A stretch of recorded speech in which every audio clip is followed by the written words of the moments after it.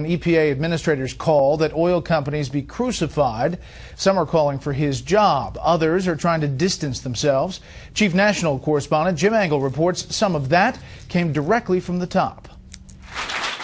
EPA Administrator Lisa Jackson gave her first public comments today about a key aide who compared the EPA's enforcement philosophy to ancient Romans going into a town and crucifying the first 5 people they found in order to make the rest of the population easier to manage. In response to questions from Fox, Jackson noted that official has apologized for his comments. Frankly, they were inflammatory, but they were also wrong, and they don't comport with either this administration's policy on energy, our policy at EPA. That hardly satisfies the critics who think Regional Administrator Al Armendariz was telling the truth about EPA's approach to regulation, and one critic has a suggestion for the president.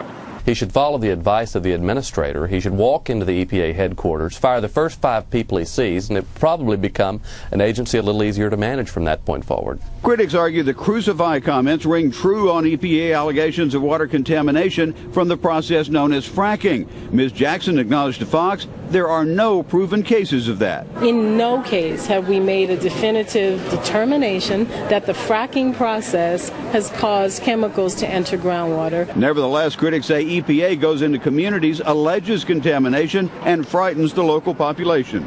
Like Range Resources in Texas, they didn't do anything wrong. They didn't contaminate any water.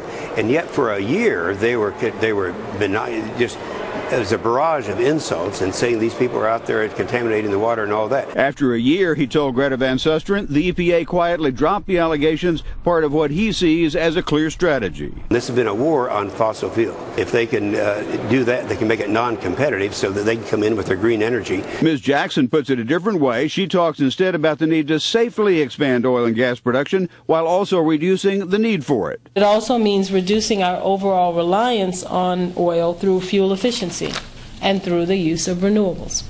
In keeping with that, oil and gas production on federal lands was down 13% last year. Though it goes beyond just the oil and gas industry, last year EPA enforcement actions required companies to invest an estimated $19 billion in actions and equipment to control pollution.